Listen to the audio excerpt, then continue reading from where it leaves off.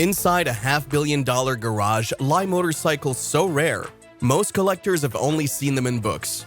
Today, we're unlocking the doors to Jay Leno's legendary collection. Our journey begins with a relic from the dawn of motorcycling, the 1909 Pierce 4. At a time when most bikes were little more than motorized bicycles, with single-cylinder engines sputtering along, Pierce dared to dream bigger. This American-made marvel boasted a 4-cylinder engine, a first for production motorcycles. That engine was a 688cc T-Head 4, a design that placed the intake and exhaust valves on the opposite sides of the cylinders, resembling the letter T when viewed in cross-section. With 4 horsepower and a top speed of 60 miles per hour, it was the supercar of its era. Only about 500 were ever built, and Leno's example is one of just a handful of known survivors. Some say 3, some say closer to 12, but it's definitely rare. It's hard to imagine, but back then, 60 miles per hour was blistering fast. Roads were rough, often unpaved, and safety gear was practically non-existent. Riding a Pierce 4 was a true adventure, a thrilling and potentially dangerous experience. Notice the ornate brass trim and carrot-style construction, a nod to Pierce's roots in luxury horse-drawn coaches. The company, based in Buffalo, New York, was known for its high-quality bicycles and automobiles before venturing into motorcycles. They brought that same attention to detail and craftsmanship to their two-wheeled creations. This is a rolling testament to ambition, a mechanical time capsule from a period of incredible innovation. Leap forward nearly a century and we encounter a machine that redefined modern engineering, the Britten V1000. Built in a New Zealand shed by the visionary John Britten, this bike was a middle finger to convention, a radical departure from everything that came before. Its carbon fiber frame, weighing in at just around 14 kilograms or 30 pounds, dual front shocks, and a 1000cc V-twin engine, producing about 166 horsepower, were all handcrafted. Instead of a team of engineers in a sterile factory, the Britten V1000 was built with the passion of one man. Britten's story is the ultimate David versus Goliath tale.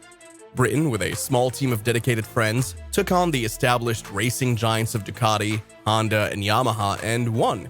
In the 1990s, it dominated tracks against factory teams, hitting a top speed of 188 miles per hour. Only 10 were ever made, plus 1 prototype. The sheer audacity of creating a world-beating motorcycle from scratch using innovative materials and unconventional designs is astonishing. Leno's V1000 is more than just rare. It's a symbol of ingenuity triumphing over corporate might. It's a testament to the power of individual vision and relentless dedication.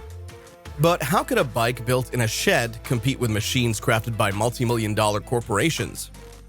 The answer lies in a revolutionary approach to design that we'll explore in a moment. Next, we meet the Rolls-Royce of motorcycles, the 1951 Vincent Black Lightning. Built for speed, this British icon was stripped of all non-essentials. No lights, no mirrors, just raw power. Its 998cc engine churned out 70 horsepower, propelling it to a claimed 150 miles per hour, unthinkable in post-war Britain, where the average family car struggled to reach half that speed.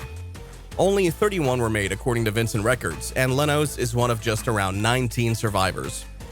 The Black Lightning wasn't just fast, it was a statement. It was a motorcycle for those who demanded the absolute best, those who weren't afraid to push the limits. Legend has it that these bikes were so fast, dealers required buyers to sign a waiver, acknowledging the inherent risks of riding such a powerful machine.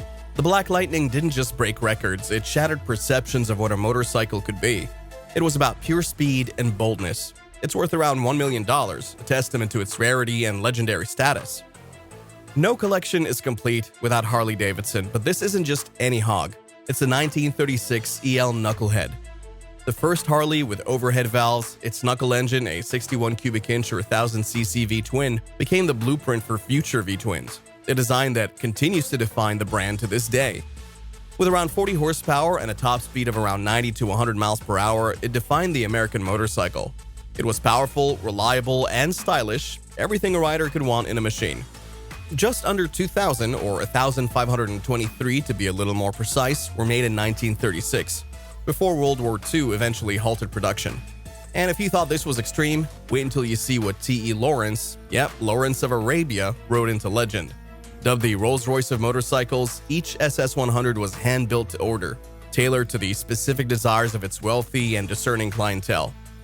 Its 998cc JA Prestwich V-twin engine was guaranteed to deliver at least 100 miles per hour, a huge claim in an era when most roads were dirt tracks. This was a motorcycle for the elite, for those who demanded the very best in performance and craftsmanship. Lawrence owned 8 throughout his life, not 7, and his fatal crash was on an SS100. Only 383 SS100s of all types were made from 1924 to 1940, and Leno's is one of the rarest matching numbers gems. These go for over $400,000, reflecting their exclusivity and historical importance. This is a piece of literary and mechanical history, a tangible link to a legendary figure and a golden age of motorcycling. From Britain to Italy, we find the 1974 Ducati 750 Supersport, the bike that many say saved Ducati. Bankrupt and struggling, Ducati bet everything on this 748cc V-twin racer with its distinctive desmodromic valve system. This wasn't a cosmetic upgrade, it was a radical engineering solution that eliminated valve springs, allowing for higher revs and more precise valve control. It worked. The 750SS dominated the 1972 Imola 200, defeating MV Agusta and launching Ducati's legacy, solidifying their reputation as a builder of high-performance machines. Only 401 of these green frame models were built, with many lost to racing crashes. The 750 Supersport was a gamble, a desperate attempt to revive a failing company. And it paid off spectacularly. It showed that Ducati could compete with the best in the world, and it laid the foundation for the brand's future success. Leno's model, with its signature green frame and around 72 horsepower engine, is a unicorn, valued at over $200,000 today. It's proof that desperation breeds greatness, a testament to the power of innovation and a willingness to take risks. Moving on, few bikes scream American defiance like the 1938 Crocker Speedway, built in Los Angeles by ex-Indian motorcycle engineer Al Crocker. This originally 500cc and later 605cc OHV V-twin beast was designed to humiliate Harley and Indian on the speedway tracks. It didn't have 55 HP. In fact, it's very hard to measure the horsepower due to the lack of models available for testing.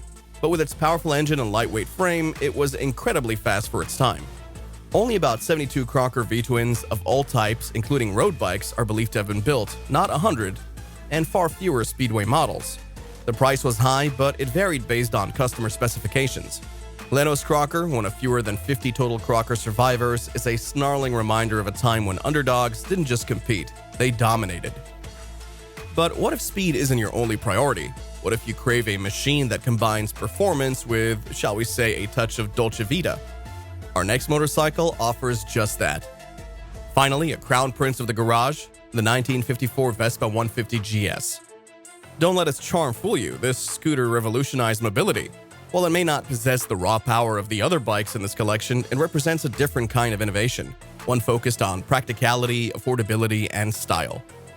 With a 145.5cc engine and around 8 horsepower and a top speed closer to 50 miles per hour, the GS was Vespa's first sport model, bridging practicality and fun. It offered a comfortable ride, easy handling, and fuel efficiency that made it perfect for navigating crowded city streets. Production numbers for the 1954 GS are tricky to pin down precisely, but it's in the tens of thousands, not just 15,000. The GS series as a whole was very popular. Leno's pristine example, complete with original luggage rack, is a tribute to post-war innovation. It's a reminder that rarity isn't only about power, sometimes it's about cultural impact. It's worth around $15,000 to $20,000, a testament to its enduring appeal and collectability. It shows that sometimes the most revolutionary machines are the ones that bring joy and practicality to the masses. From brass-era pioneers to carbon fiber rebels, these machines aren't just parked, they're alive with stories. Jay Leno's garage isn't just a collection, it's a living, breathing time machine of motorcycling's greatest triumphs. Every engine here tells a story of ambition, rebellion, and genius. If this journey through motorcycling's hidden gems left you breathless, please hit that subscribe button. And while you're at it, make sure to check out our previous video as well. Because somewhere out there, another legend is waiting to be rediscovered, and we'll be here to share it.